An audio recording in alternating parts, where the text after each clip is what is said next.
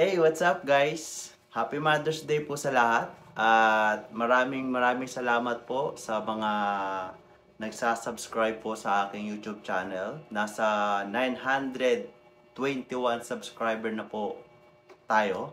At alam ko wala namang kabuluhan yung mga pinagagagawa kong mga video. Pero may mga nagsasubscribe pa din kahit papaano. At natutuwa naman ako doon. Mag-subscribe lang po kayo kahit di na kayo manood ng aking mga videos. So, nung nakarang araw, tinanong ko si mama kung nakakabili ba siya ng mga maintenance medicine niya. So, ang sagot niya, nakakabili daw siya. Kaya naman, napaisip ako doon, nataka ako. Tapos tinanong ko siya, so saan ka nakakabili ma? Doon daw sa palengke. Nakakabili siya sa palengke nang wala nang reseta. At saka dito sa loob ng subdivision namin, nakakabili din siya. So hindi na kailangan ng reseta. So ibig sabihin, kapag mga local na drugstore lang, kahit wala kang reseta, makakabili ka. So, ipapakita ko lang kung ano yung mga binibili niyang maintenance medicine niya. Ito yung nabibili niya sa palengke, no? Losartan. Ayan. Kita ba? May RX yan eh. Mamaya, sabihin ko kung ano yung meaning ng RX. Tinignan ko dito, may RX siya eh. Tapos meron pa ditong amlodipine. Amlodipine. Ayan.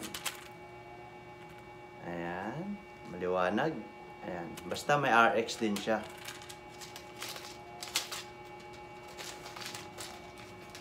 Yung nag-aral ako ng caregiver, meron kaming module about pharmacology. Tapos, dyan mismo sa cellphone na yan, dyan ko sinave yung mga meaning nun. Yung meaning ng RX, ibig sabihin nun ay prescription or prescription medicine. Ibig sabihin, nagpa-consult ka sa doktor, tapos niristahan ka niya ng gamot na kagaya nito. Akin to eh. Yan. Ayan. So, nakalagay dito yung mga gamot na kailangan mong bilhin. Dati, ang alam ko, pag ang doktor nagpa-consult ka dyan, syempre, yung hindi pa naman ako caregiver nun, ang mga nire-reseta dyan usually is mga antibiotic. Kaya makikita nyo, mapapansin nyo, pag bumili kayo, may RX na nakalagay.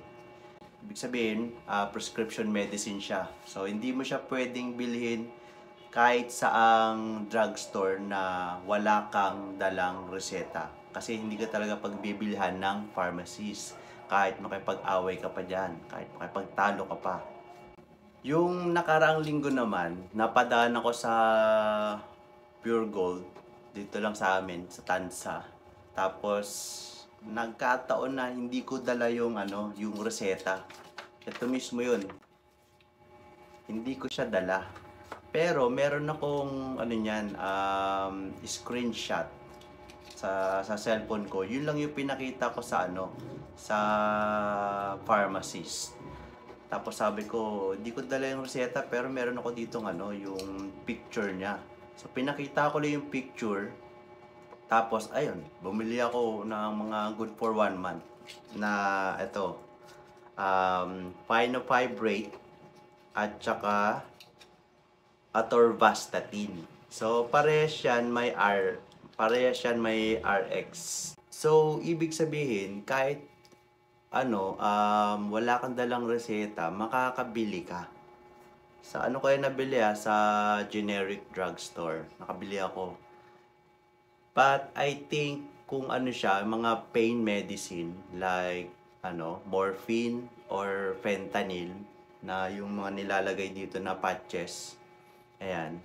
siguro hindi ka pagbibilan ng pharmacist. Kasi, halimbawa, pag bumili ka ng ano noon, halimbawa 15, pero nakalagay doon na reseta ng doktor is 30 pieces. Bumili ka ng 15 ngayon, tapos after 15 days bumili ka uli ng 15, kukuhanin na ng pharmacist yung ano mo, yung reseta.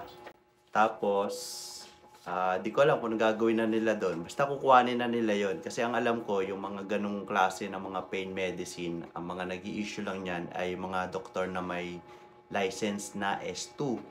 At ang pagkakaalam ko dyan ay minomonitor yan siguro ng NBI.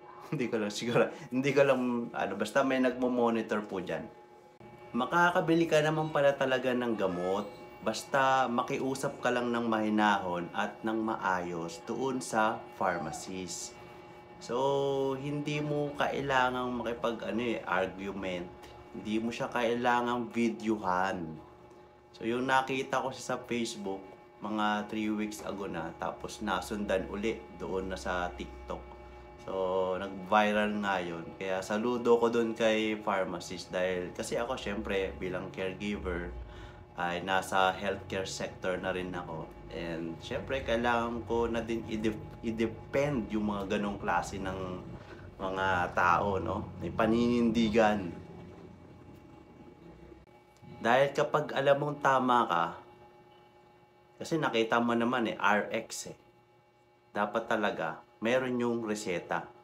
Kasi pag pinagbigyan mo yun, uulit at uulit yung babae na yun Hindi mo, ginawa ka ng masama, di ba? In-upload. Tapos, eventually, siguro, siya rin naman ang napahiya dun Para siyang nagmukhang mangmang dun. Di ba? Sabi nga ni teacher, ang kakapal na mga mukha nyo!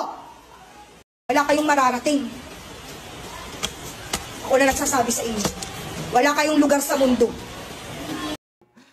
So, yung mga pharmacist, saludo ko dyan kasi syempre, nag-aral din niya ng mahabang panahon, 4 years, tapos yung pagtitake ng licensure exam, syempre, hindi yung basta-basta, dugot pawis yun.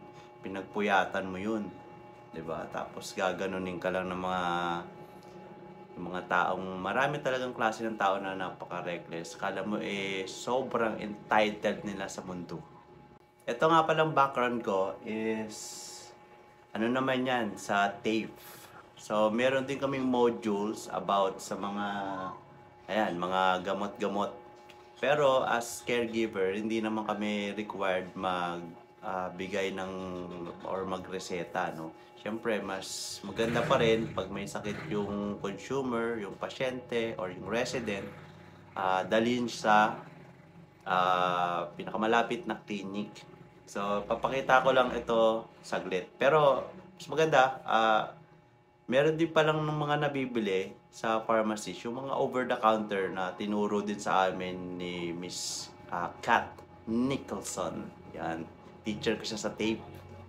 So, yung mga over-the-counter or OTC, yung mga, halimbawa, mga pag may lagnat ka, yung mga Biogesic, Neosep, ayun, o kaya mga Advil, basta mga ganon, mga pain medicine na mga simple lang.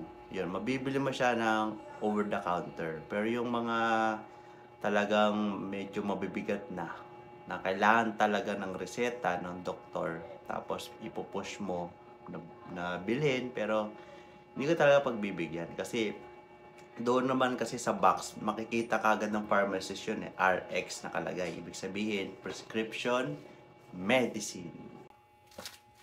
So, dito na tayo guys, no? Yung nag-aral na ako ng Certificate 3. So, meron kaming modules dito. Actually, case study to sa amin. So, binigyan kami ng mga 10 klase ng mga gamot. Like ito, atorvastatin na Lipitor. Tapos, ano yung purpose niya? Expected effect, potential adverse reaction. Ayan, tapos kung ano yung mga contradiction for use. Ayan. Tapos, meron pa ditong lasik. Ayan. So, yun lamang guys. Happy Mother's Day po sa lahat ng ating mga parent. At maraming salamat po sa mga nag-subscribe po sa akin. Although kahit bihira na lang ako gumawa ng mga video. Pero siguro pag nakaalis na tayo, gagawa tayo ng maraming videos. So, yun lamang po. God bless you all.